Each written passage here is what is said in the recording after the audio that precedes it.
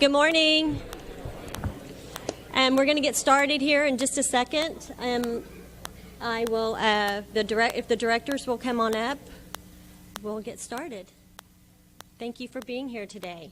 This is going to be a fun day, and I hope you guys stay around for the food trucks and the games. We got some great things happening today. So here are the directors. We're going to start that.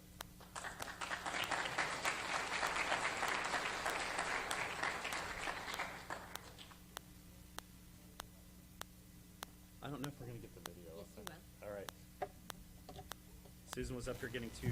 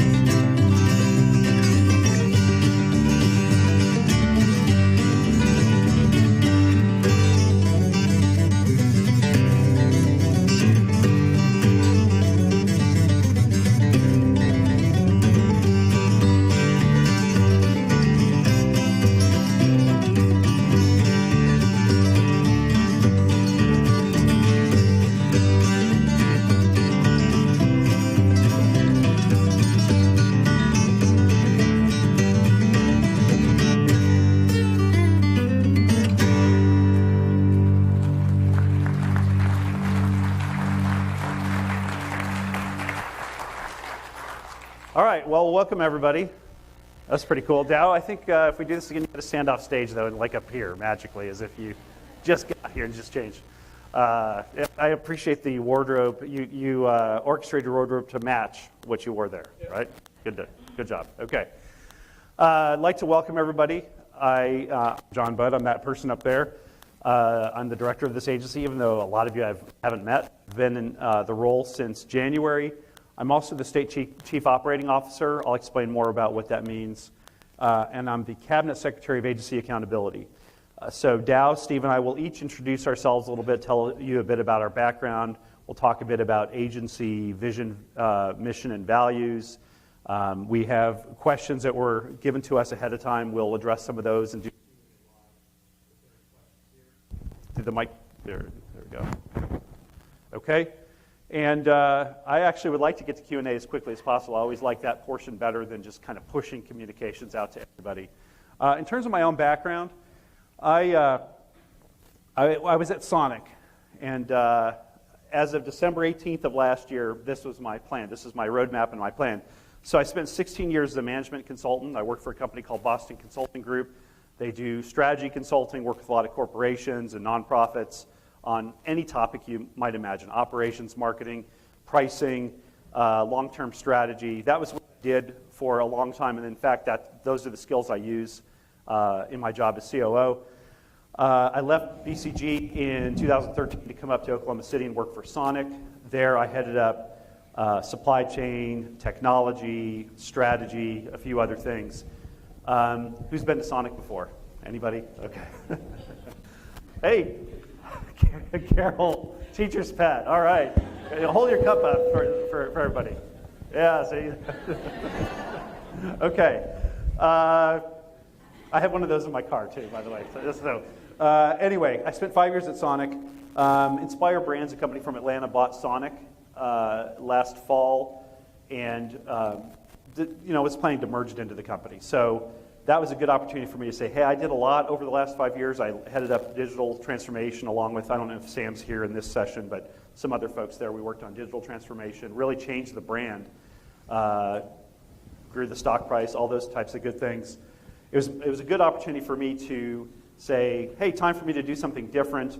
I've got 2 boys. They're now 8th grade and 6th grade. They like spending time with them. Hey, I'm going to be a stay-at-home dad for a while. That's not exactly how it worked out. So what happened is, really, on December 19th, the morning of December 19th, I'm at home on my computer. I'm wearing an Oakland A's throwback jersey. I haven't shaved. I'm just kind of messing around. I get a call from a recruiter that says, hey, this may be a little crazy. You probably have never thought about this, but I'm working with the governor's transition team. We're looking for a COO. Well, what's a COO? We're looking for a COO for state government. Would this be something you'd be interested in talking with us about? And so we talked a little bit. I asked some questions. And among other things, I'd said, well, I don't know the governor. I may not agree with him on everything politically. Is that going to be a problem? And then we kind of talked through some of those things where I might have some points of disagreement. And ultimately, I kind of bought into this vision that our problems are the same as any other states. Our people are just as good. Why should we be 45th or 48th or 50th in anything? Why do we need to be on the bottom of all these tables of incarceration, health outcomes, and so forth? Can we not shoot higher and aim higher for the state and do something about it? And I bought into that. I believe that through my discussions, the governor was focused and committed to that. He was not doing this for fame, for fortune, for political aspirations. He was in it to try to make a difference. So that's kind of from stay-at-home dad to COO. That mental transition really was just that day of December 19th when I started to have those conversations. Just kind of moving on from there, that morning, so I'm on the call. I hadn't shaved. I wasn't planning on shaving. I wasn't planning on getting out of my throwback jersey.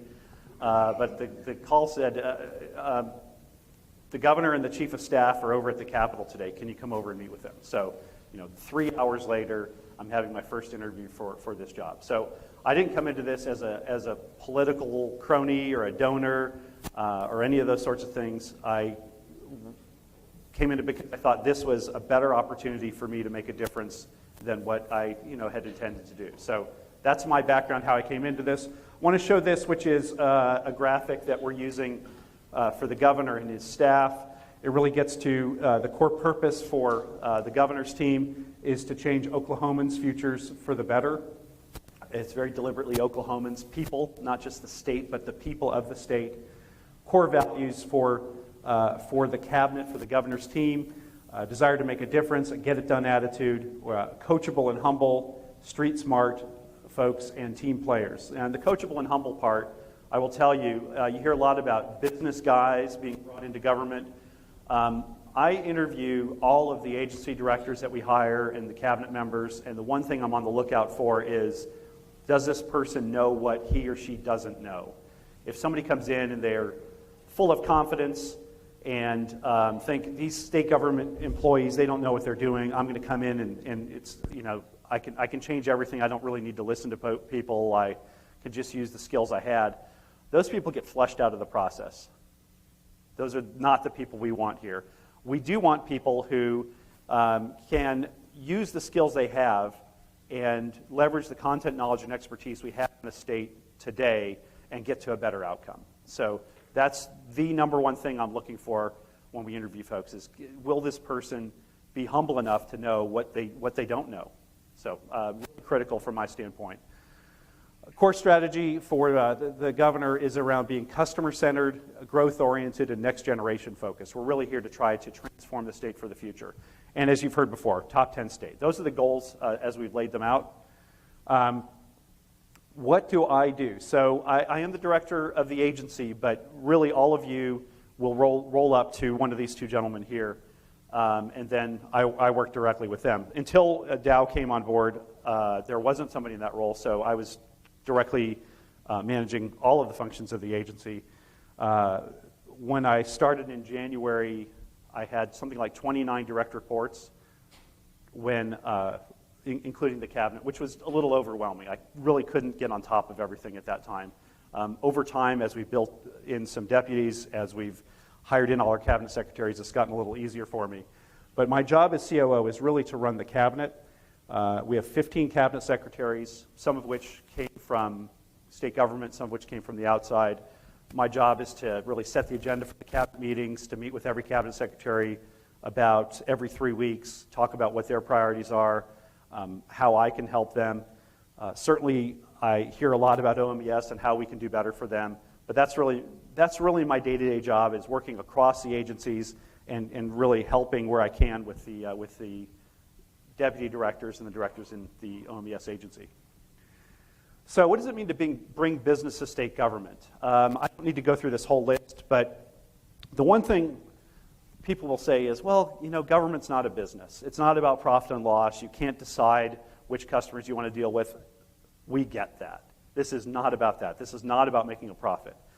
But all the things on here are things we can do. They're really things that a lot of you do for this agency in your roles. You look for process improvements. You perform accounting functions, right? You identify resources that you can deploy differently. These are the sorts of things we talk about when we talk about bringing business principles to state government. I think one thing that I would highlight in particular is we are being, I think, more goal-oriented than the previous administration. We're setting very high aspirations, and we're building plans to map against those things. For example, we don't want to be number 50 or number 49 in incarceration. Okay, we want to move out of the top 10. We're in the top 10 in the wrong direction. We probably can't get to the top 10 in the good direction, but we can improve. So we will have a goal to be out of the bottom 10. We will have, and that'll be a 4-year goal. We'll have a 1-year goal around what are the things we need to accomplish to do that. We will have tactical accomplishments we need to hit in the 90-day and 180-day window to try to achieve that goal. And what we have done by bringing this process in across the cabinet is we are starting to see the transition. We are starting to see some movement to make these things better. That's really what we mean by bringing business to state government. The last thing I'd highlight on here is customer orientation. My job as a consultant usually was about figuring out the customer and how their job to bring things to the customer. I think that's our job here. I think that's the job of every agency. We have processes that we have to follow. Are we bringing the human side into this? Are we thinking about what do our customers want from us, and how can we do a better job of delivering those things? That, to me, is the mission that each of us has to fulfill on a daily basis. So this notion of customer orientation, process mapping, process engineering to go back and map against customer needs better, that's really what we need to do. Here's our organization. You see Dow and Steve here. Steve's brand new, but we'll give him a chance to introduce himself. The way this is set up right now is most of the agency functions report to Dow. I have responsibility for public affairs and the capital restoration with the folks that work on that, and then Steve's been brought in to really oversee the technology function. So with that, I'll let Dow talk about himself.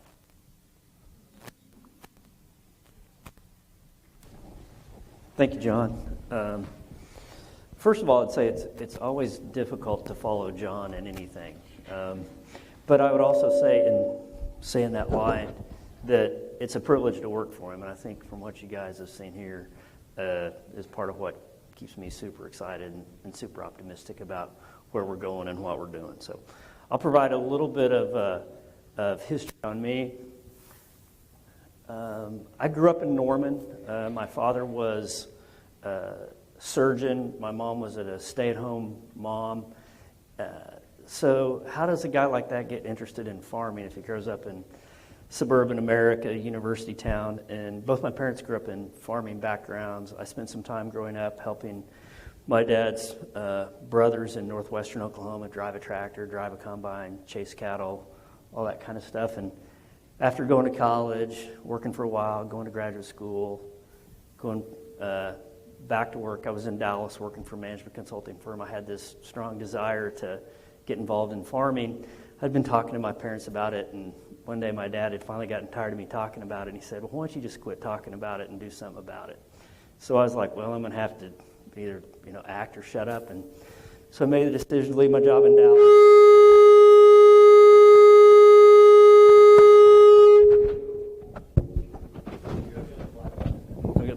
Okay, sorry about that. Well, maybe I'll just hold it. Let's see here. So, does that work? You guys hear me? Okay. So I made the decision to move back to Oklahoma, start a farm, and I did that. You want to swap mics?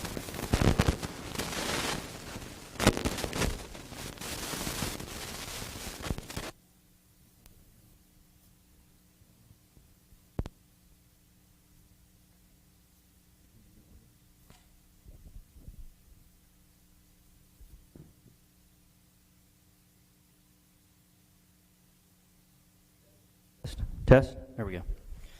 Sorry about that. So I started this farm just northwest of here, between the communities of Piedmont and Okarche. And all along, I was like, I'm going to have to get a real job to support this farming endeavor of mine.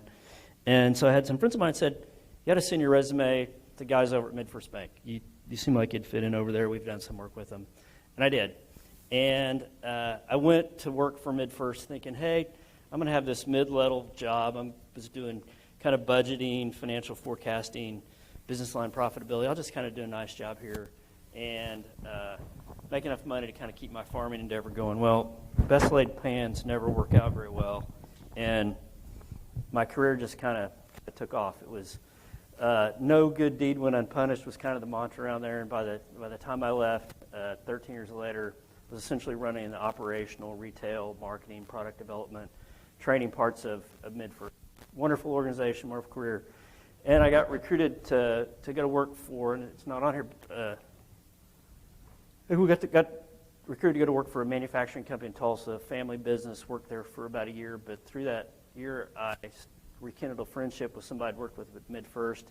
He and I partnered up to found a holding company that bought a community bank, bought a bank, branched back into Tulsa, branched back into Norman. 6 years later, our family had an opportunity to exit out of that, and what I thought was a good plan, and it was going to give me the opportunity to do what I came to Oklahoma to do, full-time farm.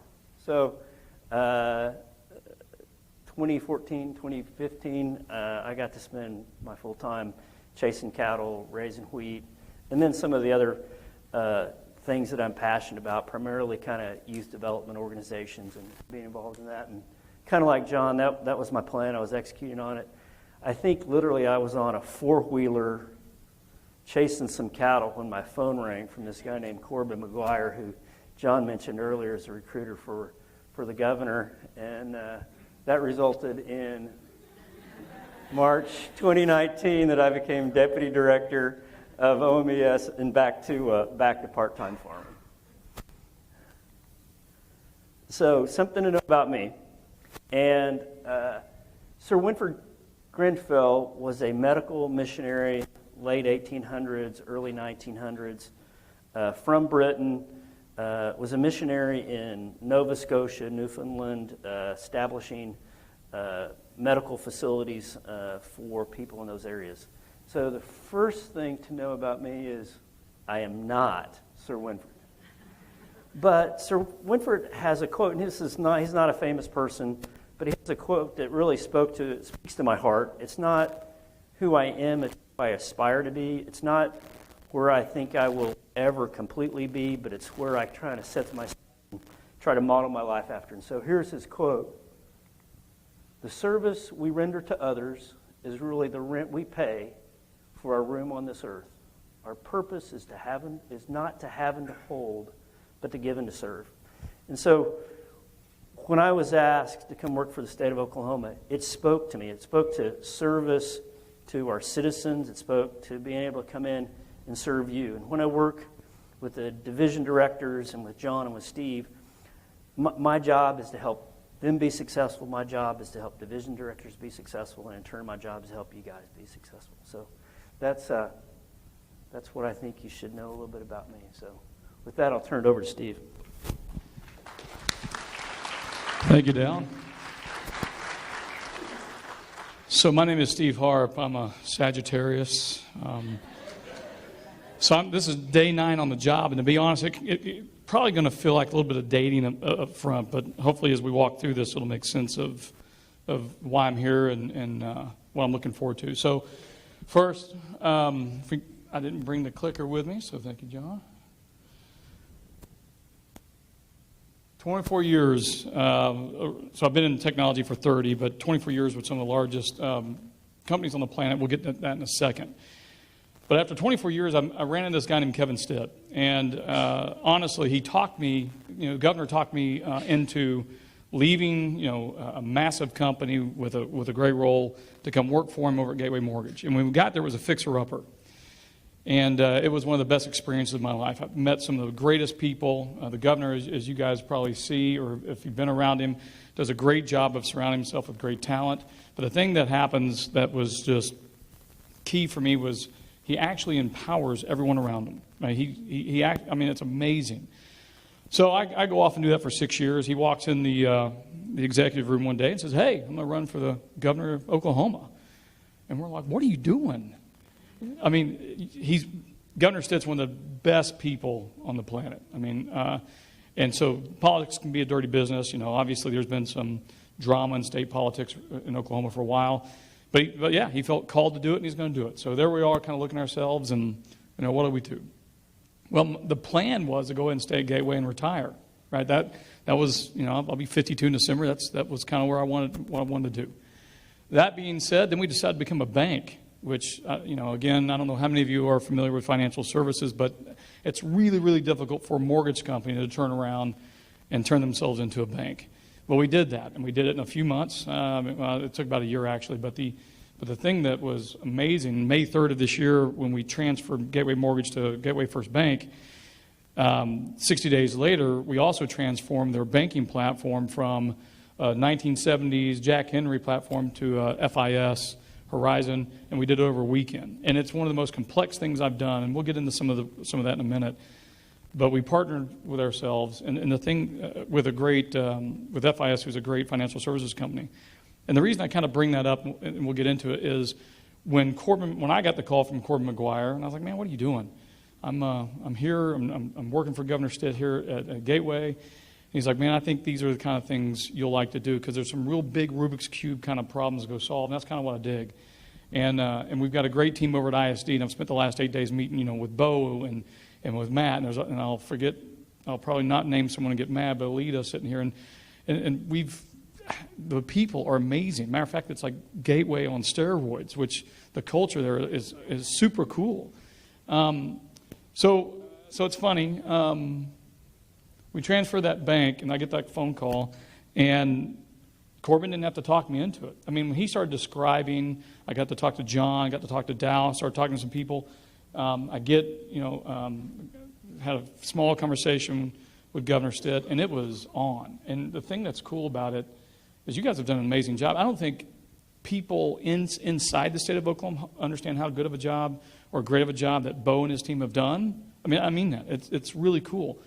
The people outside the state of Oklahoma absolutely know. I mean, Bo, aren't we recognized in a book? Didn't you guys? There's a whole chapter devoted to the work you guys have done. I mean, super cool. That being said, I think where I want to be in terms of helping this movement, is what I call it, is to get us to a place where we do look and feel and use technology much like commercial business does. So, for example, financial services industry is one of the most complex. There's no one, including state government, that's as regulated by, as they are. FDIC, OCC, it's just as stringent. There's a lot of things from that environment we can learn, and there's a lot of things we can learn from the great things that have already happened here. And we're going to talk through some of those through the question and answers here in a second. But that's the 5-second version of how I got here and what I'm looking forward to. But here's the deal. I'm all in. And I hope the folks that have met me at ISD already see that. Because I'm walking the floors. I'm trying to talk to everyone to learn who does what, how they do it. But I'm passionate about that. And it's because if I can understand and represent the people that are on the front lines, whether they're in an agency or in a data center, providing services, and I feel like I can work with our leadership team at ISD, with Dow, with John, and we can figure out what the next best steps are. But I'm a high energy person too. I mean, I'm constant. Like I have a hard time sleeping. I don't know if anyone in the audience is like that. If I wake up all the time and I've got to write things, and if I don't, I can't just see. Got to nod. Yeah, you guys get it. Well, so I'm looking forward to this. The list is not as long as I thought it would be, but there's some pretty big things for us to go do, and I'm excited about those things. I believe we can do amazing things with the empowerment of serving, or through the power of serving others. Very much servant is how I look at it. We're here to serve, and I'm talking to everyone in this audience, but specifically ISD, serve the state of Oklahoma, serve the citizens of this great state. Everywhere I've been, Capital One, by the way, is one of the places I landed, and their motto at the time, or their mission statement, was do the right thing. But it was back behind servanthood, and they did a great job of training and emphasizing that. The governor's done a great job. John is setting us up to be the same type of organization. So if serving others and the great feeling you get from that, and when you do something good and big for another group and how you affect them, if that's something that you like, then you're in the right spot. Make a difference. So, all right, another true story. I've heard make a difference and relationships matter for 6-7 years. And it's absolutely true. So, but make a difference doesn't have to be grandiose. In the way I've always looked at the service desk, for example, or the help desk folks, if they're making a difference for the people they're talking to, who they're on the phone with, that's how they see ISD always. They are the front lines, and it can be something small. It can be something as easy as, hey, I fixed you. I got your software working, your computer network done. Well, it's the small gestures that will add up at some point. And the truth is, we're inhuman, or we are human, and human's wrong. I hope no one's inhuman in here. That's getting weird. But we're going to make mistakes is the point. But if we build up, we serve from the right place, and we build up that story, when we do have a mishap, then it's likely that relationship that matters, the relationship we built through those good deeds, is going to offset some of that. Where have I been? Man, I've been all over. I'm a Georgia native. Love the Bulldogs. But I've been in Oklahoma since 1979. My dad was in the Air Force. Lived in Nevada through that experience, Germany for 3.5 years. Got us to Midwest City Tinker. He got out of the Air Force then. He decided, of all things, it was crazy because it wasn't like my dad's personality, but he got into the car business. I had to jump out and sell cars, so we moved to Tulsa to do that. We moved to Broken Arrow. So I've been in Broken Arrow since about 1980, maybe 1981, middle school and on up. But the cool thing about that is, I went off to Northeastern State to play football, tore an ACL, ended up hanging out, getting a job with American Airlines, and that launched everything. It's funny, back to relationships matter. There's a guy that I used to umpire baseball when I was in college on the weekends, and I just built a relationship with him. Well, he happened to be a power broker at American, and I had no idea. And when I was really needing a job, because my mom and dad had been laid off, and they were hurting, and I came back to help make mortgage payments. His name was Joe Sicilian. I'll never forget him. Super good guy. I'm short, only 5'7". He's like that tall, so it made me feel good every time I stand around him. But I'll tell you, he was awesome. And he helped me get my first job at American Airlines in the Sabre Computer Services group, which ended up, if you're not familiar with Sabre, they ended up getting me all over the world. I mean, I was in France, I was in Argentina with those guys, I was with Mexico, Canada, Philippines. I'm trying to save you the long history of this, but it was basically 3 companies. At one time it was American Saber, and then EDS/HP, and they're DXC now. But it was an amazing experience. I got to play with super big Tinker Toys, got to visit the world, meet all kinds of people, and just see on a global scale, how technology can affect lives and how you can implement it. All right, so cool things I've been fortunate enough to be part of. Travelocity, I mentioned I was part of the original team that built that platform, and it was sleeping under your desks. It was we had these red phones in the operations and engineering sections where they were in these clear cake platters. And the CEO of the company at the time was a guy named Bob Crandall, and Bob could pick up the phone anytime, and it would ring 50 phones. And if you didn't pick up your phone immediately, you were fired. So we were all sleeping under desks because we were trying to meet these crazy deadlines. But it was, it was an amazing experience. Sabre, Sabre owns and still operates the largest global reservation system on the planet. They're tied into everything: car, hotel, airlines. They were the original, and they're still a beast in that space. Learned a ton from the people there in the processes and technology. Global EDS Managed Services, that got me doing global roles for infrastructure and engineering. My Argentina time actually came with EDS, standing up operational centers there. And then Mexico, Canada, and the Philippines, that was primarily through Capital One. The point to all that, like jumping around the world stuff, is the talent that we've got in just 8 days on the job. I've been able to evaluate so far with Bo and his team is we've got world-class talent. We really do. We trip over some of the things in state government that are a lot of companies do. So what I see, my role is coming in is working with that team to help figure out with John, with the rest of the leadership, and to be honest, with everyone, with the people on the front lines. I'm going to be talking to them a lot. That I want to know what they see. What should we stop doing? What should we start doing? What should we continue? Because that's really where we get the innovation. The innovation doesn't typically come out of a boardroom full of executives. It usually comes out of people doing the job, working with people in agencies, and we got to start listening. Or at least I need to start listening. Okay, one little factoid, then I'll shut up. So you may not have known this, maybe you did. So before I got the phone call to come join this team, I was appointed to the Board of Corrections. I think it was in April or March, April of this year. And then, fortunately, unfortunately, depends how you look at it, I was voted chairman of the board. And I got to work closely with Director Crow, Director Scott Crow at DOC, and was part of a little bit of some drama that happened over there, but we'll get into that in the hallway. But it was an awesome experience, and what that got me into was before I took this job, I know a lot of educators, I've met a lot of DOC people, and I'm telling you, they love what you do for them. Sometimes, relationships, maybe words in a meeting, but I'm telling you, I never, and they had no idea this was going down. They had no idea I was talking to John and his team. They've been super positive. Scott Crow, Director Crow, has been a big fan of what OMES is doing, and specifically what IS is doing. And I want to say one thing of recognition real quick to Bo. So Bo Reese, since John's come on, has really taken this customer relationship, this customer experience thing to another level, trying to get that pushed down in through ISD. I'm going to help him do that while on steroids. But if nothing, if you leave today from hearing me talk as the deputy director of ISD, is the customer relationships and those customer experiences, the journey mapping John talks about, everything's going to be designed around that. I mean, that's where we're going to start. Just like if I just fired, I better not say that, because I fired a vendor at my house who provides internet services. How about that? And the reason I did that was because of the customer service experience. And the group we hired isn't the big behemoth person or company they are, but they provide great service. We call, we get answers. They jump on things. They make us feel important, and we're going to do the same thing. So anyway, probably more than you want to know about me. Find me in the hallway. Love to talk to you guys, and look forward to seeing you soon. Thanks.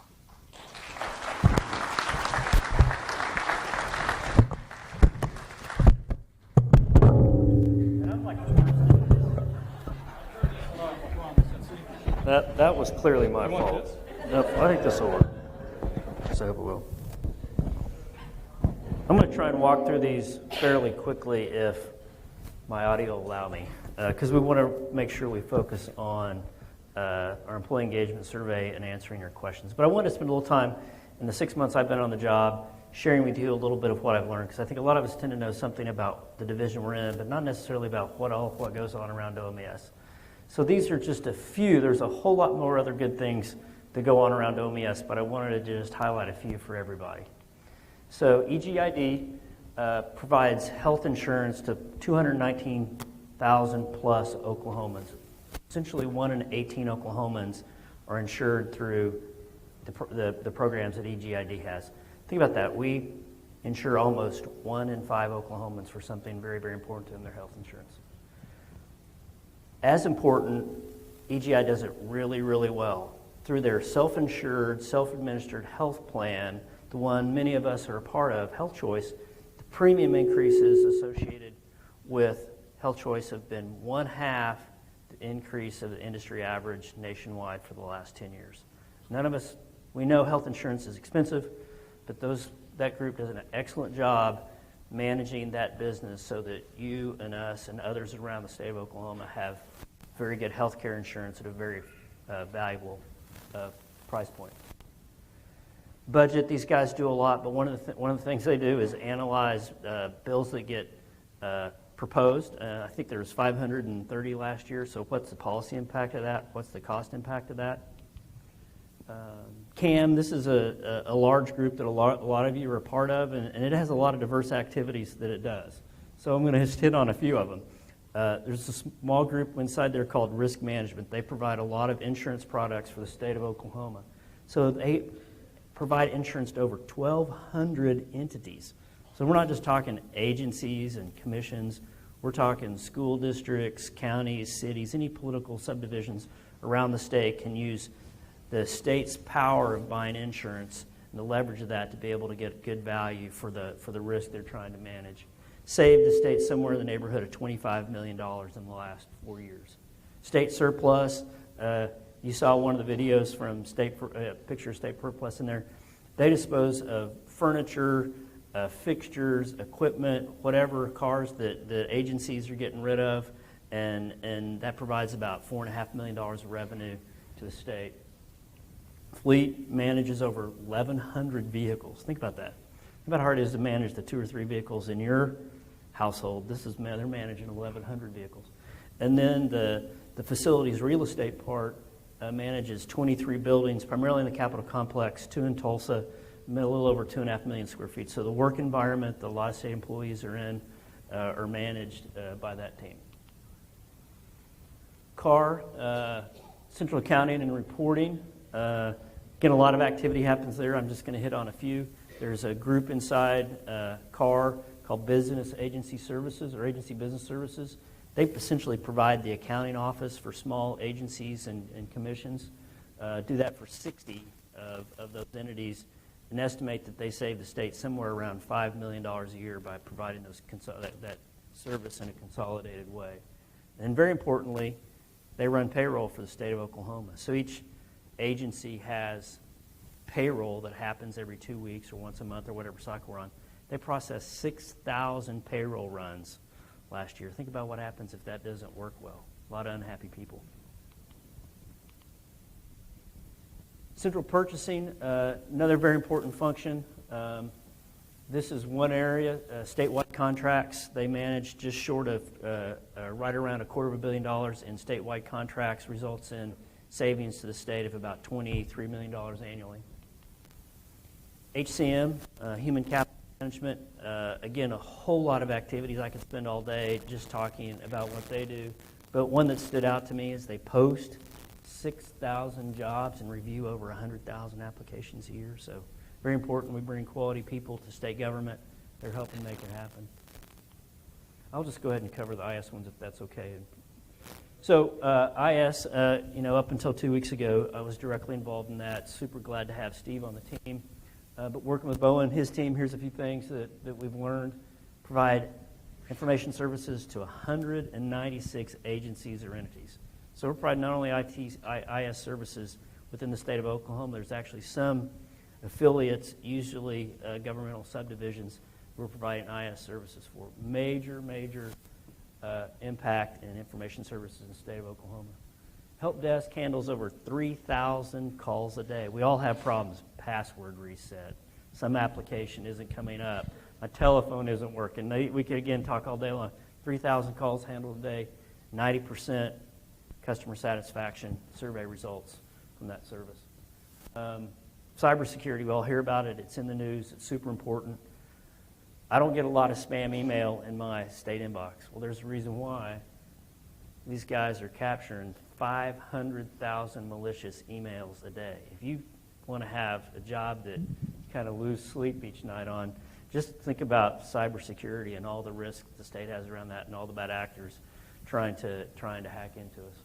And then the day-to-day business of running IS, that team supports somewhere in the neighborhood of about 1,000 custom-built applications for all the services the state of Oklahoma provides. Take all that together, OMS has to run as a business on its own. So we have 3 divisions that essentially function internally to support us.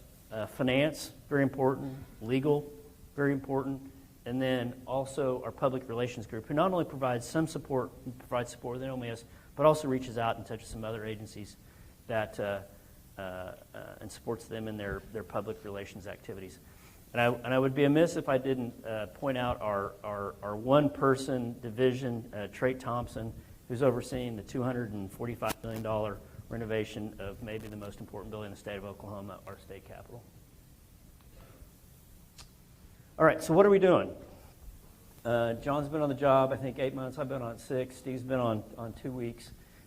Here's some things that we're working on, and a lot of this work is in conjunction with you guys and with the division directors. We've updated our vision, mission, and value statement. You'll see more about that in a minute. We're working on improving employee engagement. You guys all participated in an employee engagement survey. You're going to see the results associated with that and actions we're taking related to that. But here's a little dive down into some of the divisions and what they're doing. Talked about EGID, about the good work they do in providing health insurance. So we got 2 programs going on right now. The first one is the implementation at the beginning of next year of telemedicine services. So if you're feeling bad on Friday night and like, man, I really don't want to go to the emergency room, but I really don't want to wait till Monday to see my doctor, you can pick up the phone and talk to a licensed healthcare professional who can provide you guidance and, if necessary, call a pharmacy and get you a prescription. If they diagnose what's going on with you or your family member that you need to get to the emergency room or to the urgent care center, they can do that. But you can get health services over the phone at no cost to you, I think, for the first 3 or 5 calls that you make per year. They're piloting healthcare navigation. So anybody have a healthcare issue and it's like, I got to get an MRI, I got to get physical therapy done, I got to get some other tests done. Here's 9 providers. Which one should I go see and which ones fall kind of in what buckets of insurance coverage I have? This is new technology, primarily web-based and mobile-based, that will help us navigate where to get those services at the right price and at the right value point for us. And it's kind of a new wave of service within healthcare delivery and health insurance delivery. We're going to be piloting it with roughly about 36,000 members next year, and we're going to monitor how successful it is, and from there see if it makes sense to roll it out to a larger group. Central purchasing, really focused on improving customer service there. Sam DeRegger started in August. For those of you who are part of this and have seen the collaborative way in which Sam is approaching running central purchasing, there's a lot of focus on customer service, just about what John and Steve talked about. A lot of work evaluating the legislation, policies, and procedures that govern what we do there, again, to make us a more customer service-oriented organization. I think the real vision is, as opposed to kind of being central purchasing and kind of an administrative function, we'd really like to make that a marketplace of where it's a low-friction place for agencies to procure whatever products they need to help meet their goals and missions. And right along with that goes evaluating processes and technology to make it easier for our customers. Central and accounting and reporting, this is really in cooperation with information services. We're testing a major upgrade of our financial system. Very, very big project. We're kind of in the second inning of, I would say. Idea is to improve functionality, reduce customization, improve disaster recovery, all associated with the financial system, not only that OMS runs, but essentially the financial system and ERP system the state of Oklahoma has. Information services, a lot of work's gone into improving the financial stability of IS, a major challenge that we had last year. We've accomplished a lot there. The biggest piece we fixed was starting next year, fiscal year 21, we already have new rates approved through GTARB to essentially help make sure that we break even with NIS and have the funds available to execute on the mission that we have before us there. Working on some project prioritization and governance to help us better manage projects. One very important to me, improvement of training. We have a lot of tools out there for our employees and state employees, but the more we can train folks on Office 365, Teams, Power BI, I think the more effective we can all be in our jobs. Major projects, again, people and IS will be associated with this. Real ID, a lot of press has been around that. I think next October, November, if you don't have a Real ID, you essentially don't get on an airplane. That's a major project that IS is right in the middle of. I think they plan on having, and I look at Bo, I think April. April's essentially the rollout date for that, so we'll all be getting new real compliant IDs so we can go in federal buildings and travel. Public safety has a huge modernization project going on, but all the systems associated with DPS, how are those better integrated so that we have a more coordinated delivery of public safety? Occupational licensing, how do we better allow citizens to get their appropriate occupational licensing? OK benefits, a huge project of, again, kind of better coordination and more seamlessness across the benefits that are provided to the clients of Department of Human Services. Desktop support, so there's some changes coming in the way we do desktop support, and some vendors working to help us make that a better experience for our customers. And then cybersecurity. I'm not going to hit on all the cybersecurity ones, but you can just rest assured there's a whole lot of interest and a whole lot of focus on how do we keep the information assets of the state of Oklahoma secure. All right, I'm turning over to John. Okay. This is important we go through this. We will probably have to do some Q&A in the break, just to be realistic. But one of the first things that I heard about OMES when I came in was from folks outside the agency, and it wasn't necessarily good. I'm sure you're shocked to hear that somebody would say something bad about this agency.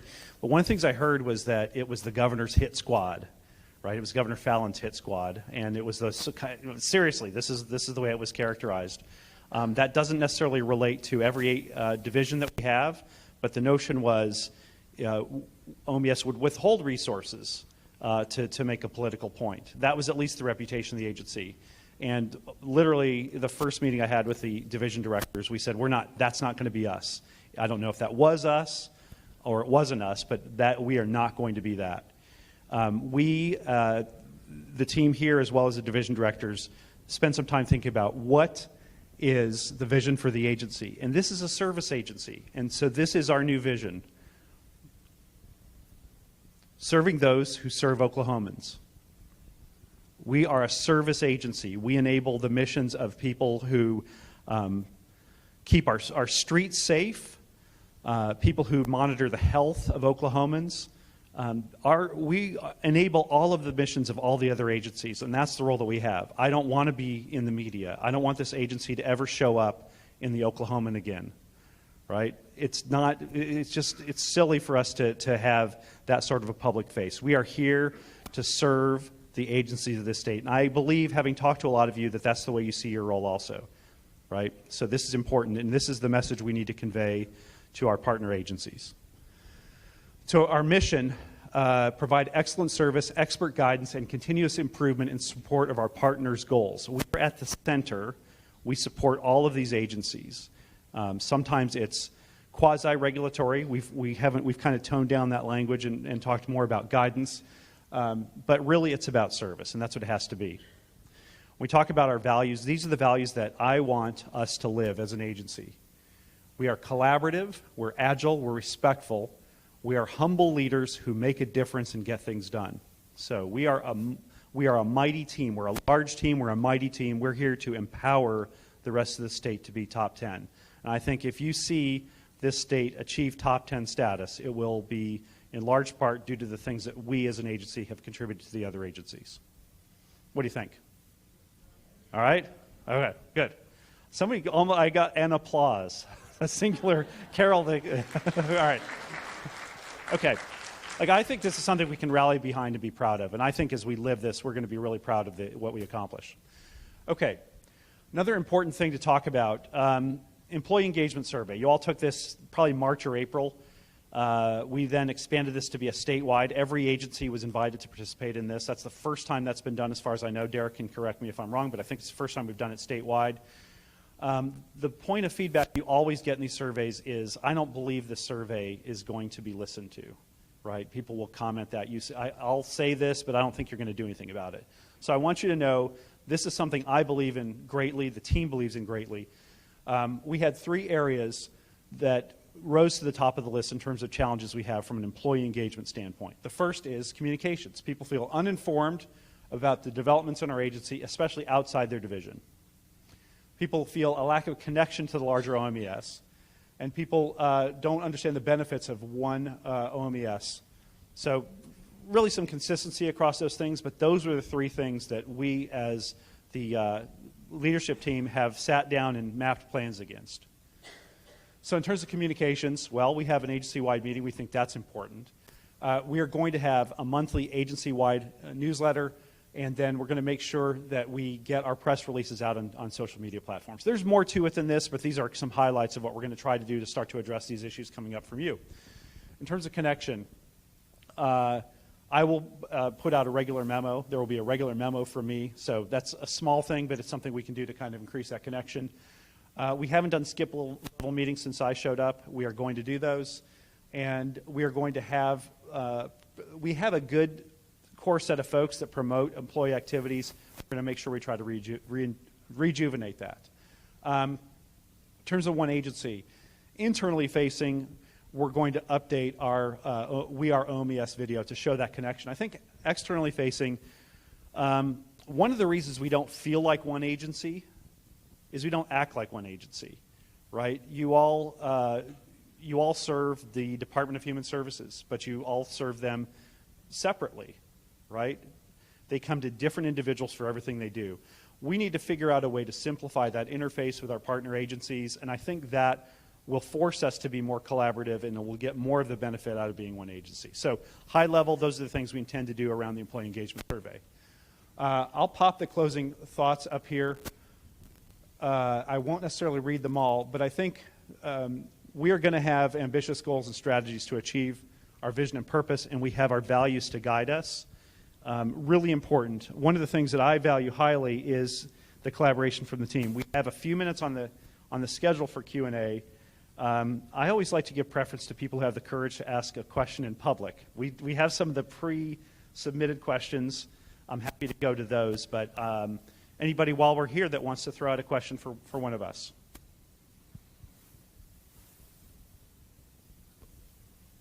Besides Carol, because I know Carol will at some point will get anxious and say, somebody has to do this, so I'm going to do it.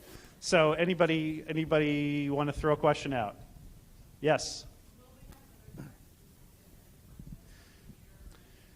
Yeah, well, we have an offsite like this. I think it's important. So yes, I don't know specifically what it'll be, but I know Susan's been in and out of this room. She did an awesome job with the team pulling this together. I know it's a lot of work, but I know there's a high return on it. So we'll definitely do something like this. Other questions from here? Steve, you want to? It's been a while since you had a chance to talk, so maybe you want to pick one. That's probably a good thing. All right. So one of the questions that came in was, how can we better show the business value provided to agencies through OMES support of the products, specifically IT hardware, software, application services? You know, honestly, the answer is it working? We got to evaluate first if what we're doing is valuable to start with. So I don't want to assume that it is, but there are mechanisms through communication. Some of it is simply having, excuse me, frog in my throat, having some regular sessions with them, and not just with like strategists embedded. It's also got to be like I've got to go. We've got to meet with their leadership team. We got to hear their vision. We just did this yesterday afternoon over at ISD with one of the groups. It's a back and forth. It's a continuous. It's not a one-time event. It's never going to be. So if we want to show the value of what we do, it can't be, hey, one time, what do you think, survey done? It's got to be the relationships we've been talking about. Another chance for the team. Anybody out here? Sure.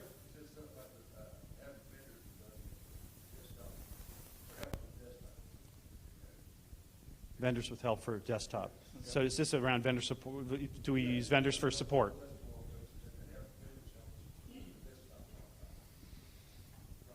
Oh, yeah, I think. So Yes. I'll take that. It stemmed out of a Senate bill from last year related to evaluating desktop support, and the bill essentially said, hey, let's look at whether or not there are vendors out there that can help us improve desktop support. And I'm looking at Bo over here because he's a lot closer to it than I am. It's not that we're going to do it, but that the Senate bill asked us to request proposals and to evaluate how these vendors might be able to assist us in regards to desktop support, and if so, how do we integrate that in with existing desktop support that we have?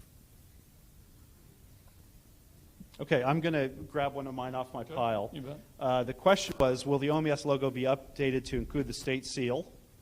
To make people understand we're a state agency, some people think that the OMS Central Purchasing Outreach Team are salespeople, so how can we make this more clear? And the answer to that is we have a statewide branding project the Lieutenant Governor is heading. You may have heard about that. Okla X, Project Blue Sky, these are things that it's been going on to try to really have something better than Oklahoma is okay, right? We want to be better than okay, so we want to have a new state brand. And when we develop that, it will be everything from what's our outward face to visitors and to tourists and people who might move here, but it'll also have an impact on how we brand ourselves internally. And what I would expect will happen is we'll go from all these really cool logos that every agency has to something that to something that's more common across agencies. So the short answer is yes, we're going to wind up with a new logo, but it'll be out of that statewide branding project. Hey, so John actually gave me, I think, the best question of all we had, and this clearly comes from somebody within the Human Capital Management Group. And so this is less of a question, topic, and more of an idea. In HCM, we have a hot pepper eating contest, and I have beaten everyone in HCM. I'd be happy to take on more OMS people to see who can handle eating the hottest peppers. I have to say, Mr. Harp down there has told me he has quite an appetite for that stuff too. So it would make for a highly entertaining show to have some interagency rivalry. I'm like, heck yeah, get after it. All right. Any other questions from the audience?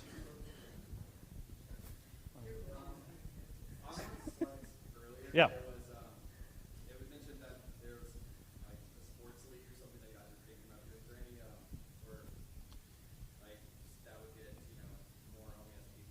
Yes. There are. I'm looking for somebody maybe from Thrive or from the Employee Activities Group. Is there somebody here that would be able to comment on that directly? Because I don't have detail. Do you want to come up and grab a mic maybe? There we go.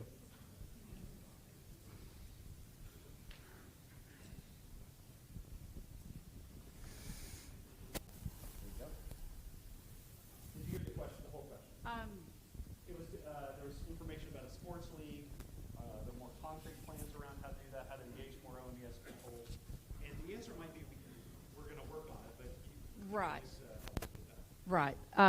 I'm always sending out information to people in the different divisions, always recruiting. It's in our Thrive newsletter. We've got rec leagues going on all year long, even through the summer. And so, of course, we want more OMS people. We've got a few that are in bowling. I played volleyball with Tab and Amy from IS, and so it's out there. It's just a matter of you guys signing up. So we're about to finish bowling now, but there's also soccer going on. Part of that is he's IS. Tanner Hughes from IS actually heads that up. He's the president of part of that. So I help market those things. And then David Ward from Healthcare Authority does basketball. But I am the liaison between all of it. And so Thrive puts it out there. I mean, we're always putting it on Yammer. We send out to wellness coordinators. So I would love to see more OMS people involved. And so it's a lot of fun. I'm telling you, it's a lot of, ask Amy. Amy's right there. It is a lot of fun, and the benefits of it is, again, that social part, meeting other people from other agencies that you serve. So we're just really wanting you to get involved, and I hope you do. And there's all levels of activity, so you don't have to be great in any of the sports. It's there to have fun and to meet people, and it's good for your social health, not only your social health, but your physical health. So, and I've heard comments from a lot of people that this is just my stress reliever at the end of the day, that we get to participate in this and have fun. So, okay. Thank you. So, real quick add on to that.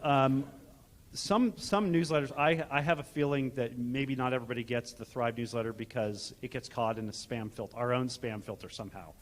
So, if you are not getting the Thrive newsletter, who can you talk to? Who can champion making sure everybody gets the Thrive newsletter? Bo, is there somebody in your shop that can look into it?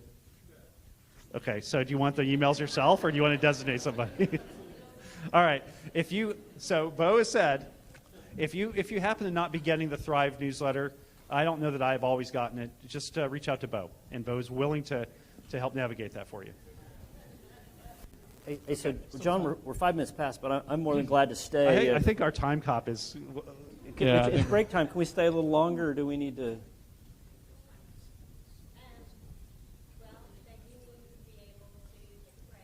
Okay. Yeah. Okay. Is 15 minutes enough time for you guys between sessions? That'll give us 10 more minutes to answer questions. But it's up to you guys. If somebody needs to leave and go, feel free to go ahead and go. But I think we're up for answering more questions if you want to. There's one that's interesting that came across. So this is, does the state have plans to go paperless?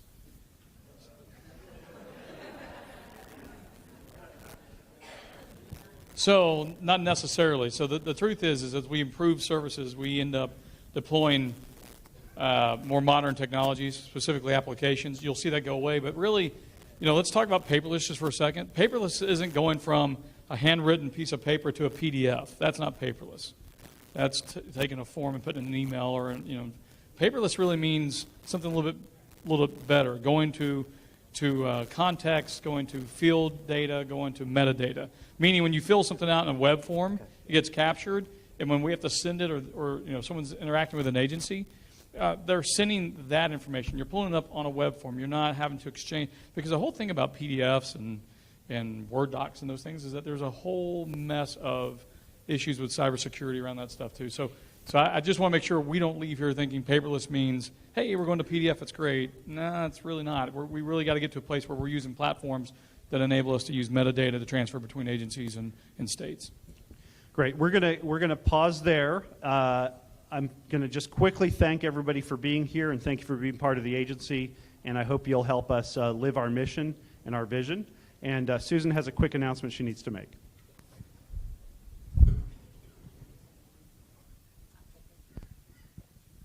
Thank you for the ones that went out and moved their cars. We still have 2 cars in the lot. It's a red, sorry, I had it up just a second ago. It's a blue Chevrolet Silverado, and a red Hyundai Elantra.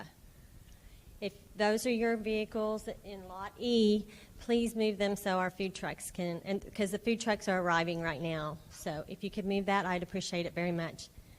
Thank you. Thank you. Yes, thank you.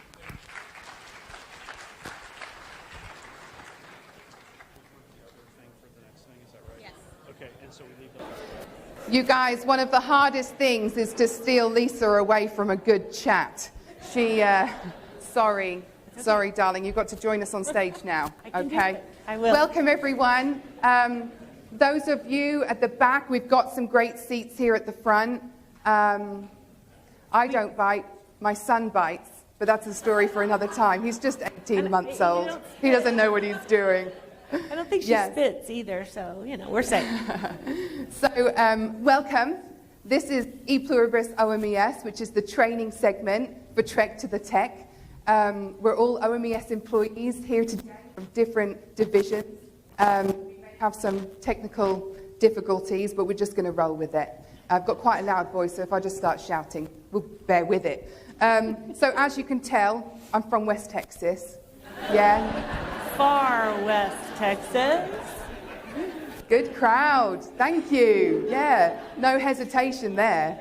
Good. No, I'm actually from England, but I've been here 5 years, so I do occasionally slip in a y'all, a very useful word, we'll say. Congratulations on that one.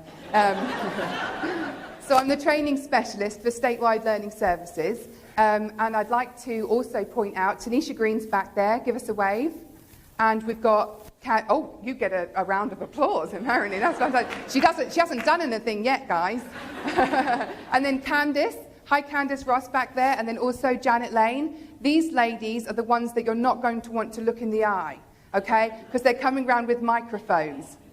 Because anytime you come to training with us, we love a bit of audience participation, all right? So that's kind of expected. If you don't want to do it, fine. Just don't look them in the eye, all right? At that point, it's on you. Rookie mistake, all right? So this training today, we're going to look at generational strengths, okay? And what we can bring to OMES because of those strengths. So I'll be your millennial voice moving forward.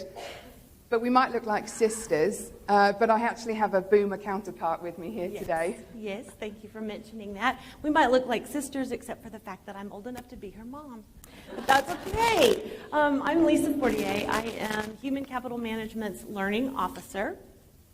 And as Sophie mentioned earlier, we are going to talk about generations today, and specifically generational strengths, because we all have different ones, but they're all important. So unfortunately, if you guys have noticed, in our society today, we tend to focus on things that are different, right? When in actuality, we actually share more in common than we do not. So it's really important for us to start looking for the positive and the things that we share together. So we've seen time and time again here in Oklahoma that we are a people that take care of each other, which is important. We've seen it so many times, too many times, actually. We are a state that nurtures our own, our history, our values, past, present, and future, are embedded in Oklahoma state government. And the hard work... Ooh, what am I doing? Lisa, don't move. No, you... I know you moved. It's going to be very difficult for you. Okay, standing still for me is like torture, okay? But what I wanted to say was a compliment, telling you all that your hard work and dedication of each one of you actually supports that legacy that we have as OMES. Yeah, whether you know it or not. This is a comedy show, I'll just tell you. A little bit, but at least you get a good laugh.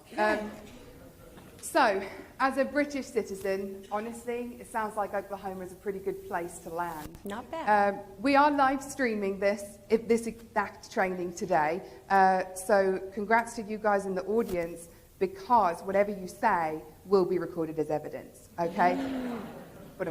Not as many laughs for that one, was there? That's okay. All right, I'm obviously joking. So you'll notice, those of you watching at your remote locations will notice that on each slide, there's a gold letter. There are 9 of these throughout the presentation, and they will make up another letter, another word. It's a scramble. Okay, so you guys in the audience, if you want to play along anyway, then go ahead. And those of you in remote locations, you'll submit that word to Adrienne Stroud, her email address. You'll just email it to her, and that's how we knew that you paid your bit of attention today. Okay? So, Without further ado, drum roll, please. What we'd like to start out with, guys, is a snapshot. I'm looking at it back behind you, of what our workplace looks like today. So on kind of the bottom running numbers. You can barely see it, but right there in the yellow. In the yellow, those would be, those would be our traditionalists. If you look along, the green are represented for the baby boomers. Orange represents the Gen Xers. The Gen Xers, did you hear that? And then the blue are the millennials, my friend, the millennials. And finally, Gen Z. They're really starting to come into the workforce. In fact, in the next few years, there'll be a whole lot more than there are right now. So when you look at this, you can see that we have 5 different generations that are working in the workplace with us, alongside us every day. So now more than ever, we find that it's really important that we support Oklahoma while maintaining the integrity and wisdom found in our legacy. So we all need to be able to understand that and value it. So government is actually passed on from generation to generation. So it's really important that we continue to share that knowledge as we pass down to those from different generations. We must collaborate together so that we can become that one agency, the one OMES. And I know you've got a lot up there, Lisa, that I need. So passing that on to me, I'm very appreciative of. As long as we can do it for osmosis, I'm yes, that would be even better, and at the speed of light. Fun facts. The first one is, it's a pretty recent thing that we've had 5 generations working in the same workforce. We've got grandparents working alongside grandchildren, okay? So, like you said, more than ever before, we've got to make sure those lines of communication are strong and that we can all be impactful in that. So, another fun fact, workforce planning is gathering statistics and data for OMES and other state agencies as well. And this is accessible from our website, so any of you can kind of log on and have a look at this yourself. And this was just recently pulled, wasn't it? Yeah, it was, Yeah, like a week ago or so, yeah. So moving forward with the presentation, we're actually going to focus on the 3 main contributors, which are baby boomers, millennials, and Gen Xers. Don't forget the That Gen middle Xers. group, I'm sorry. So, can you raise your hand if you're not in one of those groups? Have we got a Gen Z? Hello. Everyone say hello to the Gen Z. Now, our trick... The one. Sorry, darling. There's just one. I always try not to single one person out, but as it happens, there isn't anyone else. So, it's you, and you are representing that generation today. That's wonderful. On his way out, what's your name? My name's Sean. Sean, we want to make sure that he stays, all right? Don't leave. Don't leave OMES, all right? You're here to stay. We value I've had it in you. class before. He's okay. Yeah, We'll keep him. fantastic. We'll keep you. Well, good to have you. Now, your generation, like Lisa said, are going to start climbing up on what we see. That pink number is going to start getting much bigger in the coming years. So they're just entering the workforce. They're the ones that are hungry for your knowledge and a little bit of knowledge that I've gained. Fantastic. That's good. Yeah. Ooh. So, looking at this picture here, can anyone see someone or a couple of people that are looking a little bit uncomfortable? Yeah? We've got a mic lady. She's roaming down the aisle. So remember not to look at her if you don't want to say anything. Can anyone comment on that?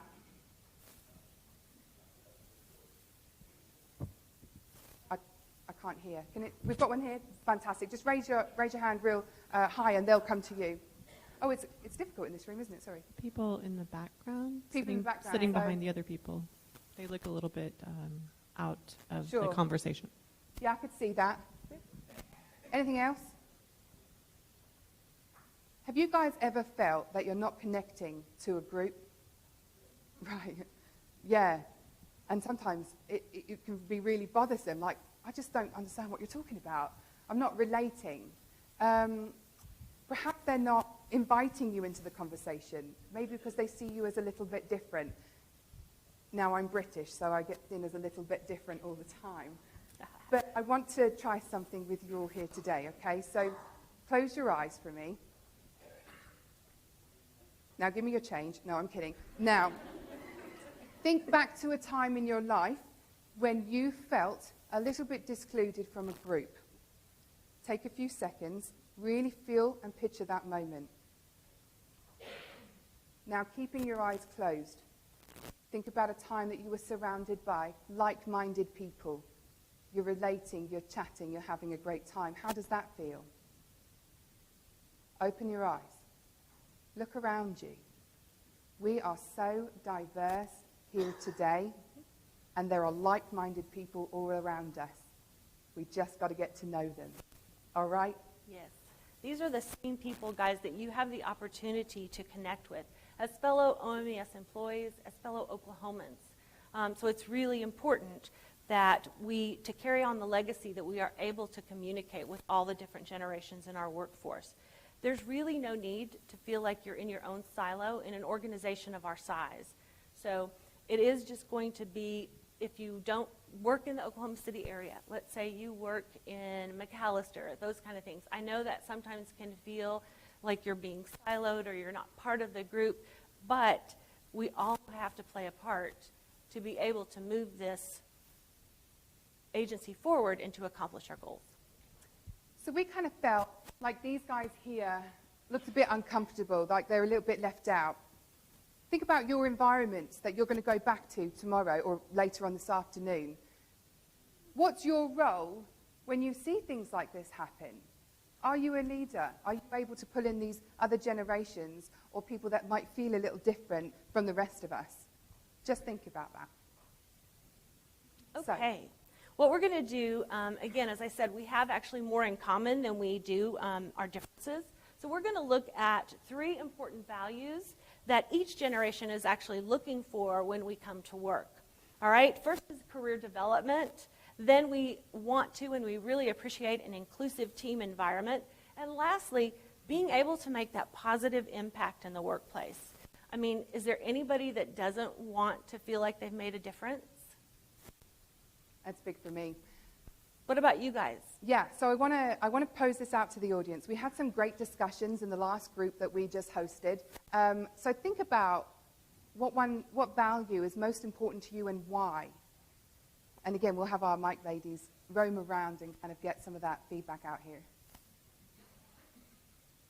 Whenever you're ready, just raise your hand. Yeah, crickets. Ooh, we've got a taker. We've got a couple. Fantastic. Thank you. We'll go with Janet first. I was just actually sharing in the lobby with the positive impact. I mean, I came into state government for a reason, to give back and be able to do that. And sometimes we get into a rut or we get into a place where we don't feel like we're necessarily able to do that. Yeah. So I think that that's what I'm looking at right now is what can I improve in myself and my team and the group that I support in order to be able to feel that way again. Yeah, that's a fantastic mindset. That's really great. And you're right, we're all public servants. We chose to do this. Right. And so we do. We have a lot more in common. And that mindset's fantastic. Let's try and put it on everyone else, hey? Yes, Candice. I'll come back to you, Dan. Gene Lydiard, I work in risk management. Hey. And I joined the state 19 years ago after 28 years in private sector. Fantastic. I joined the state hoping to give back some of my knowledge. I was hired to make risk management look like risk management in the private sector in a large corporation. Yeah. What I set out to do is save taxpayers money. And by saving taxpayers money, it means saving everybody in this room money by lowering the costs of their insurance for liability, workers' compensation, et cetera. On behalf of everybody, thank you for your mission. Yeah, we certainly appreciate that. Absolutely. Yes. So the positive impact, when we have trouble recognizing the big picture, if we can focus on every transaction that's successful, that's a positive impact for us. I agree. That's a great way to look at things. The little things add up, and we can sometimes control the little things. We can't always control that big picture. So I love that. Thank you for sharing. Anyone else from the audience want to share what they value? That's all right. We'll move on.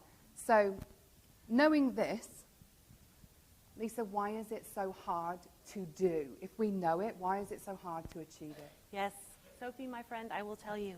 What if I told you the answer comes, you have to guess though. So what if I told you the answer comes down to just one big word? One word. One word. Could anybody possibly guess what that word might be?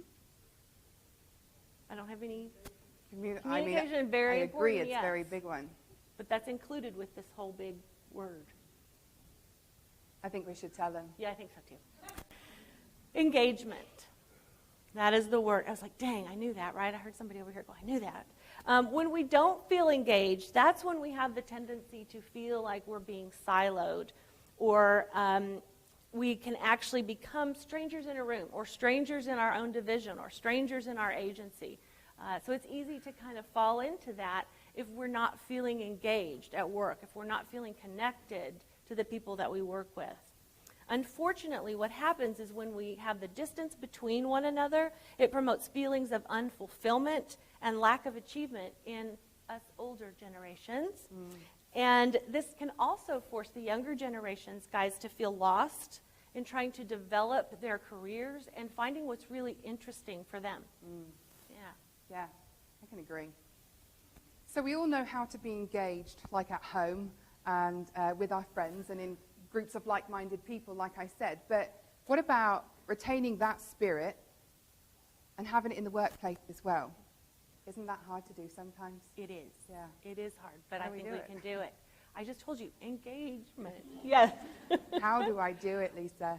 How do you do it? Let's look at these. These are actually, what I will tell you about this is research done by Gallup and a few other organizations that actually do study engagement in the workplace. And they have found that there are 5 core values that determine how well we engage with one another at work or in our agency. Those are trust, belonging, happiness and altruism, and finally, achievement. So let's begin with the big one, trust. Why is trust so important? Anybody want to take that one on?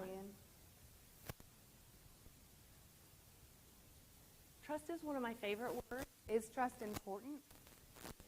Yes. Why? Amen. It's the bedrock. Oh, I'm going to steal that one. It's the bedrock of relationships. Whether I it love be it. personal, professional, it's really In the most every important sense of thing the that you word. can have. So good job on that Yes. one. He's my new favorite person right now. Yeah. Okay. So we can build trust, guys, by holding each other accountable, trusting that we will support one another, whether it's in the good times or the bad, because we have a few of those sometimes, we have to admit, right?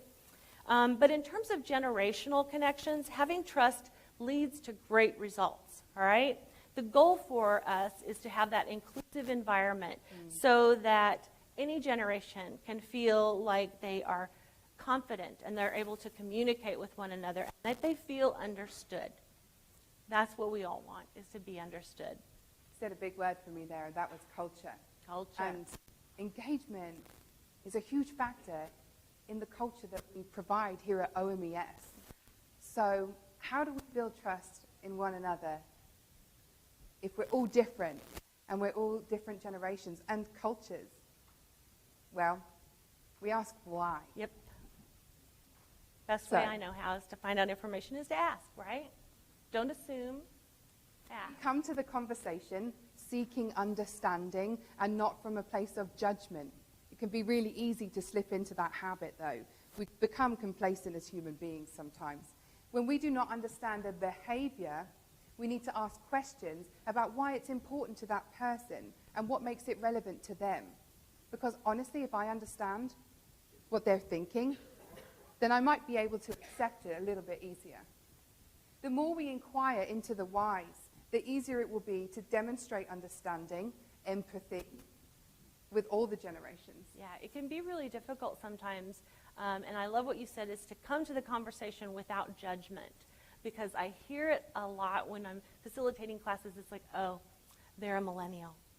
Ooh, or, oh, the M word. Yeah. I had to do that for her just because. So it can be, guys, very difficult to really engage with other generations because, let's face it, we do have a lot of different behaviors and we have a lot of different values. It's, how we were raised, those type of things, and the day and time that we were raised in. Yeah, Lisa, we grew up in different worlds. Totally. I'll tell you that. But it's okay. I still like you. Thank you. I just want to be liked. Thanks. So, Sophie, I'm going to ask you this, and I'm going to ask the audience this. How can we build trust with someone from a different generation? I mean, obviously, Sophie and I have done that, and I could be her mother, really. So it's not that difficult, but how would you guys go about doing it?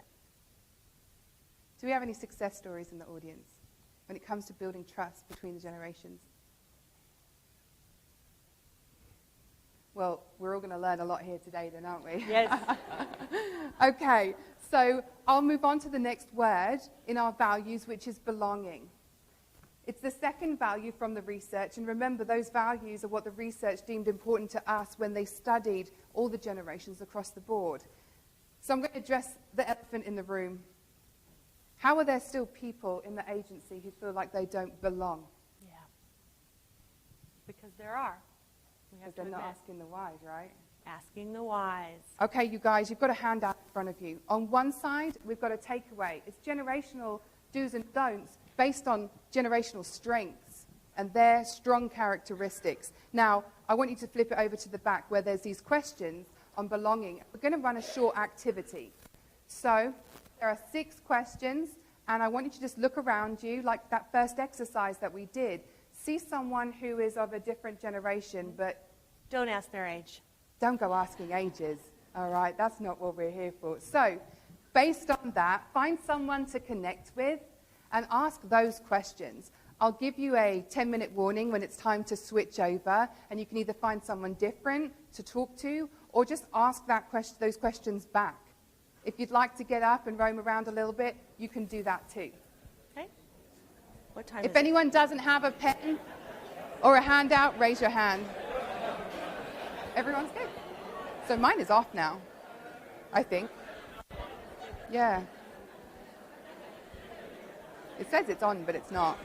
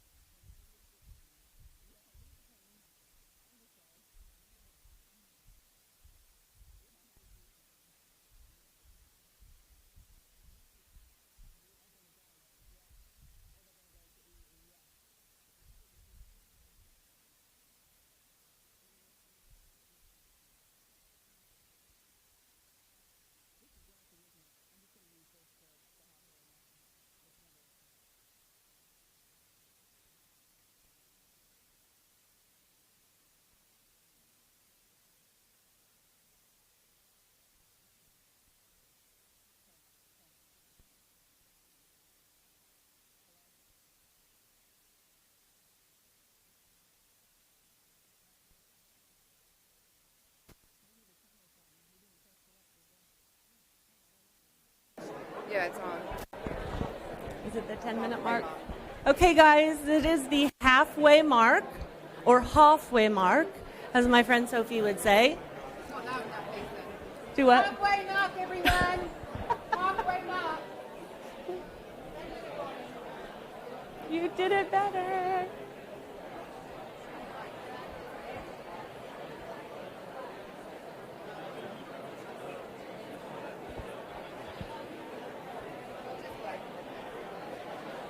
Work with it.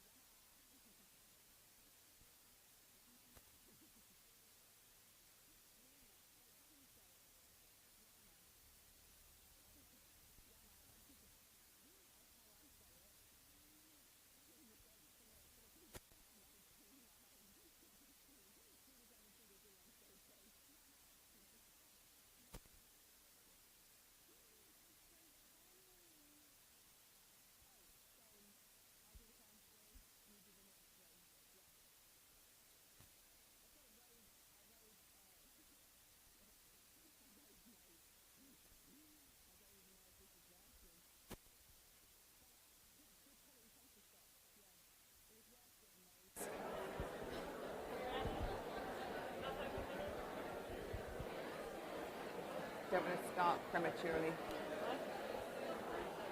Don't want to start them prematurely.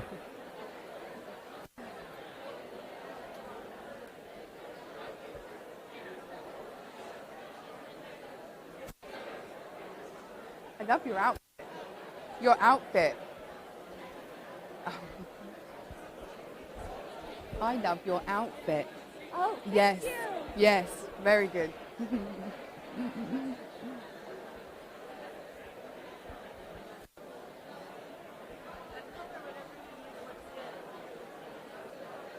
The purple one. I like it. It looks kind of iridescent. Do you remember the Gen Z's name? Sean. No, yeah, Sean. What's that? I'll check. Your mic on? Oh, mine is. That's fine. Let's get them back together. Okay. Okay, guys. Okay, everyone. Hello. I should do it. Adele. Hello. No, I definitely. He got it. I said I should start singing Adele. Hello. You know, the British reference. Yeah, I might sound like her to talk to, but I certainly do not sing like Adele, unless I'm in the shower. So, I'm going to find out from you guys what you found out from your partners. Can anyone share? And actually, I kind of want to know. You were talking to Sean, weren't you, our Gen Zer? I want to know how you like to spend your time. Can you share? We've got Candace with the mic coming right to you. Again, sorry to put you on the spot. I tend to do that a lot. Yeah, so I got to talk to our Gen Zer, the one and only. So Sean's in our workstation support group, came on as an intern in March, started full-time in November, still going to school, born in 97. So if we all think of what we were doing in 97. I don't want to think about what I was doing in 97, Yeah. honestly. I was in college, so Exactly. there's some things that if anybody saw didn't happen. How do you like to spend your time? So he said video games, hanging out with friends. So we talked a little bit about what's hanging out mean. He said it's got this online component that maybe I don't have. Is he hangs out with his friends while playing a game, but he also likes to hang out in person. What's the most important lesson or insight you've learned from your life? Cultivate relationships and learning from them. I asked specifically what were the relationships that he valued most outside his parents. He said close friends, coworkers, really just looking to learn from people as he gets to interact with them. Yeah. What do you wish you'd known at the start of your career? And he said, it's too early to tell. Yeah. Good mindset. True. Yeah. Which is honest. But he said in his time with the workstation support group, he's already learned the importance of teamwork and getting to work with that team. Fantastic. What would make you more productive and enjoy your job more? And Bo, you'll appreciate this. He immediately said more pay because it would reduce his stress. So, Can we not all relate? in the Yeah. spirit of listening to feedback from the employee group, I think our leadership should take that one as an action item. You're writing this down. And then he followed up with a round of applause. There. Fantastic. See, the Gen Z really do add value. What would make then he followed up and said that really he'd like more management feedback from upper levels of management. So I think that's kind of speaking to crossing the boundaries that maybe our generation has kind of in the hierarchy of I'm going to go command and control one layer up, and Sean would value all the way down. Skip levels, skip multiple levels. I think he wants to talk to Kevin and Donald and everybody else. Yeah. How do your generational strengths contribute to the team? He said he really feels like he's grown up with tech. He was born with a cell phone in his hand. And so, obviously, we're in IT. Yeah. So technology's second nature to him, and a lot of times he feels like that's his strength in troubleshooting is he can kind of intuitively know what's wrong without having to go through the steps that maybe some of the rest of us do. Yeah. What do you love most about another generation? So he said he admires the work ethic of older generations, that they grew up not having the tools, and that the world had really evolved quite a bit during their lifetime. I can't wait to see what the world evolves to in your lifetime. But and so he saw that ability to adapt to that evolution of the world was really a strength for them. And then we talked about which generations does he have the most trouble with. and he said the boomers, and and he said really their values just don't align with his sometimes, and the world's too black and white to them, and his generation kind of sees more gray areas. So I thought it was very open and very honest, and I really appreciated being able to sit right by him. I immediately turned around and said, I noticed I'm you jump did, on you yeah. right there. So. Yeah, Excellent. and yes, let's give him a round of give him a applause. round. You guys, thank you. Yeah, and there was so much in that. My brain was just going crazy. The first thing I want to say is I probably need to get your work phone number so that when I have a tech problem, I can just call you direct. Yes, because I can't do that. And I value people like you in the workplace that it does come second nature to. The world that Sean's growing up in is a very different world from the one that we all, or some of us, actually all of us other than you, darling, grew up in, okay? It's different. It's very different. Not right or wrong or good or bad, just very different. So I'm really glad that you pointed out to use others' strengths as well, and how much you've matured since being around them. That's fascinating. And the whole online component of connecting with friends and hanging out online. To some of us, probably most people in that room, that seems kind of alien. That's Sean's world. That's his reality. And the people that are about to come into our workforce at really great numbers, we've got to remember that's their reality. So how do we help them to feel engaged? Yeah. Fantastic. It is. It was a great answer. Thank you for the courage to tell us what that was. So we know all about Sean now. Can we call on someone else in the audience? Great. We've got someone. Thank you. This is really not my place to jump in on this, but I want to tell you that I've worked with Sean a lot. He is a genuine superstar, rock star within our organization. Good that job. you don't have to follow up, although I normally do. But I know if I've asked him to do something, it's gotten done. You don't have to make sure he understands all those steps. He gets it. I just wanted to tell you how much I appreciate working with you, Sean, and how much that I admire what he does for this organization. He's a rock star. Yeah. Welcome to the Sean Show, everyone. Yay. You know, we are here. Thank you, thank you. I value that. What that also tells me is that your mindset, sir, is in a wonderful place. Yes. And if we could all just have a little bit more of that, Amen. I think we would really solve, well, we probably wouldn't need, we would be out of a job, Lisa. No. Oh, no. Okay, keep misbehaving, everyone. I'm kidding. So let's call on someone else in the audience, maybe someone from this part. What conversations were you having with your partners that just really stood out? You girls, I know you're not meeting my eye, but you're my crew over there, and I'm probably going to call on you. There you go, Crystal. Yay. Thank you. We've got to take her. She wasn't forced at all into this. We planted her in the audience that day. I think when we were going through the questions, what kind of resonated is how we spend our time is actually very similar. We spend a lot of our time with families. So even cross-generationally, where we're at is kind of finding that similarity. We also educated on Snapchat because somebody didn't know about Snapchat over here.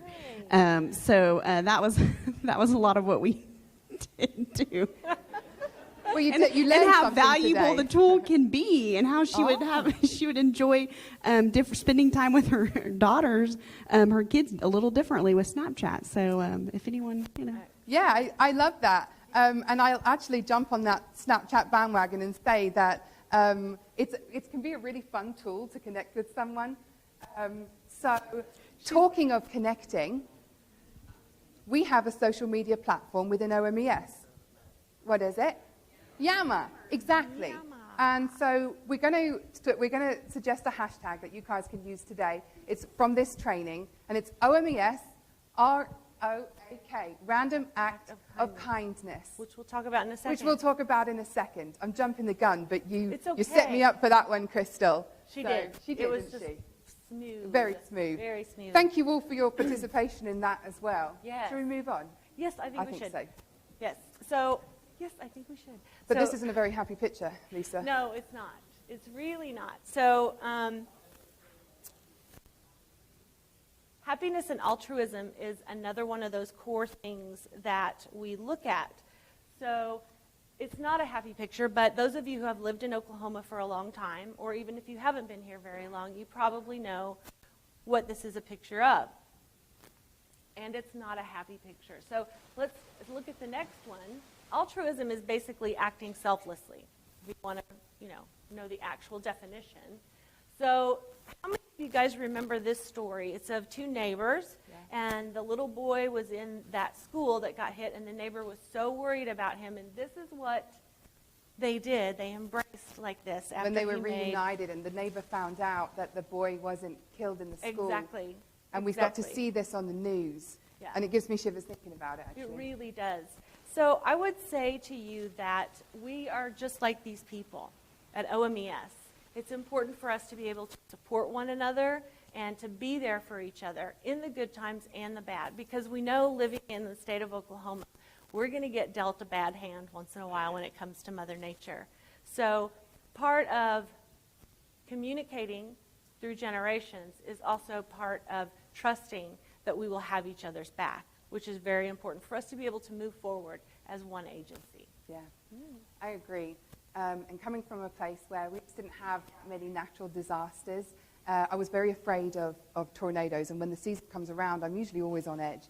To watch communities run to other communities' aid when things like that happen, it kind of warms your heart. But then we get to the workplace, we've got to remember we are those same people that were offering aid to the communities. We are the same people that went through crisis when Mother Nature dealt us a bad hand.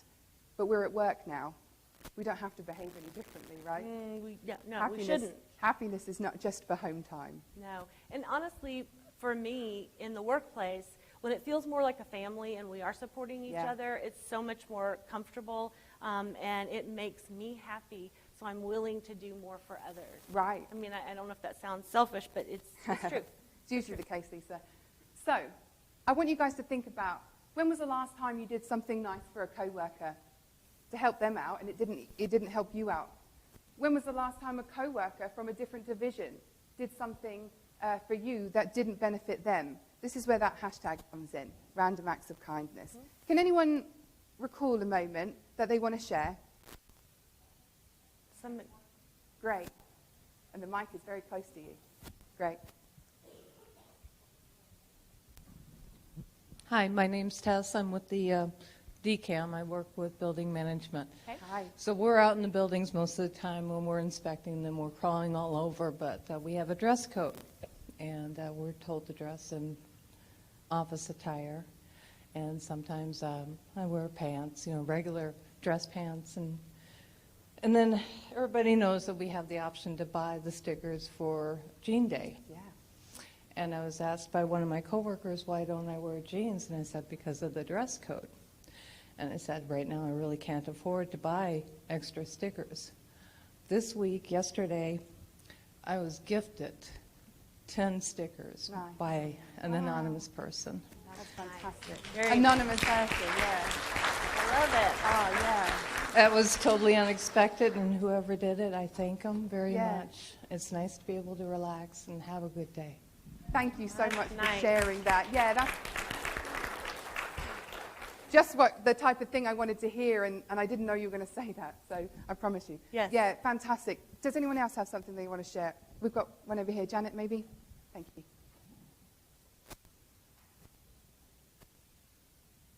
My name's Elizabeth. I work with Group Insurance.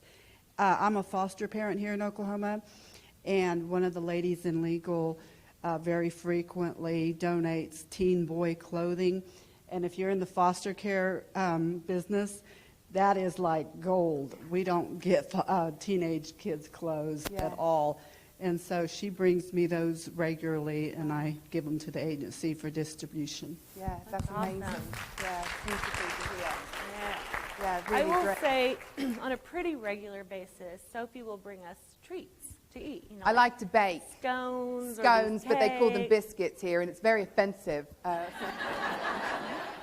my boss said, I liked your biscuits you brought. They're scones, Liz. And here we go again. But that is the way that you kind of nurture us, if you will. So that is an act of kindness. But we do want to get things like this on Yammer. Yammer. We were discussing, Yes. discussing how to say it. I said, no, it's Yammer. We say it a little bit differently. Yammer. I say Yammer. So on Yammer, like I said, we've got this hashtag that can go out there. Today, maybe you want to pay it forward in the food truck line, or you want to bring an extra bottle of water to the next class for your neighbor. Oh, no, you guys are done for today. Forget that. Maybe we can think of other things to do, other random acts of kindness, and log it, upload it onto social media, maybe with a pic, or just tell us about it. The more we get things like that rolling around in our agency, it's kind of infectious, isn't it? It really is. The more time that we practice this as individuals, the more it will be part of our team culture, and it becomes a part of that team culture. So it won't stand out so much. I agree. Yeah. So the next value, and the last value, is motivating and achievement. This is something that the research suggested was important to all of us here. So what can we do, Lisa?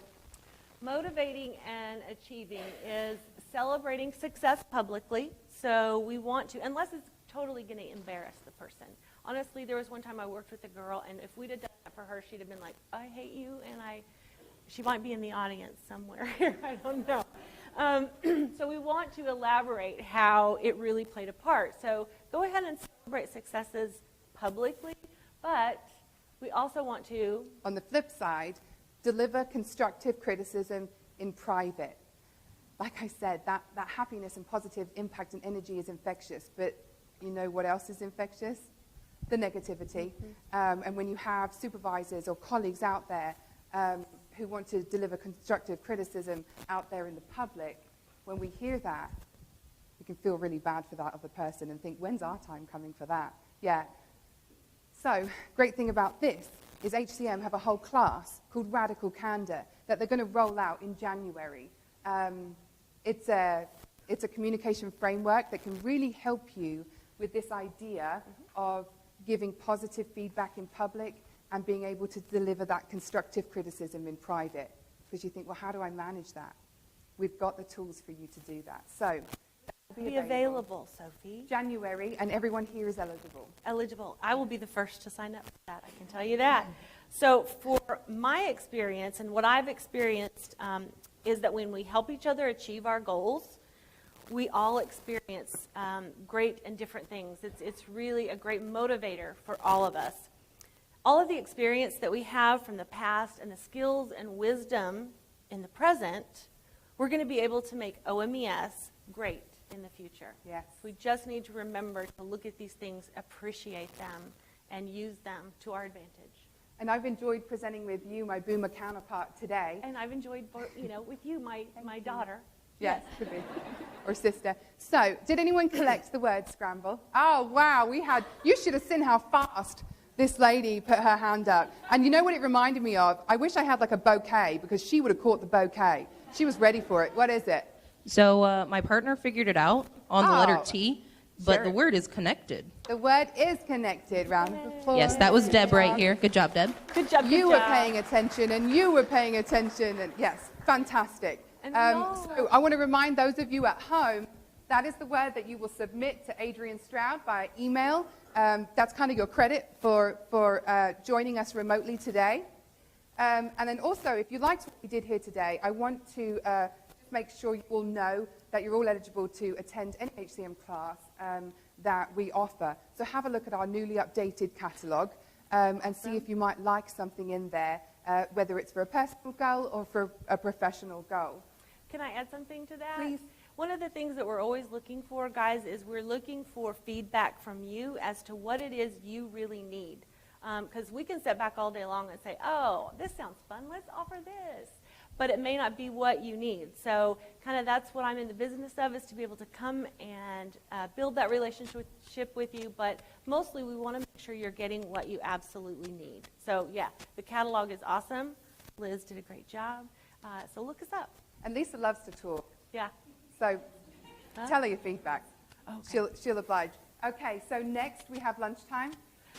We have to leave the pens. They're going to collect your pens unless you, right. Unless Sophie you says, chewed yeah. them. Then and you can keep them, okay? But we'd like to collect the pens back. And the last thing, you will also get a parting gift I'm sorry, I forgot something. Yes, you did. I did. And Anish would I would deserve it. But there's a background that's been created for you. It's this background. And it's going to be emailed to you at some point over the next day or two. It's another way of connecting us all, but it includes the questions that you all asked each other so that you can practice that in the workplace. If you've got a little bit of downtime, venture out and find someone a bit different from you, whether it's generational or not, and get to know them. So you can choose this as your background. Now you may leave. Enjoy Thank lunch. you guys very much. Thank you. Yes. Let me come down. I'll come around.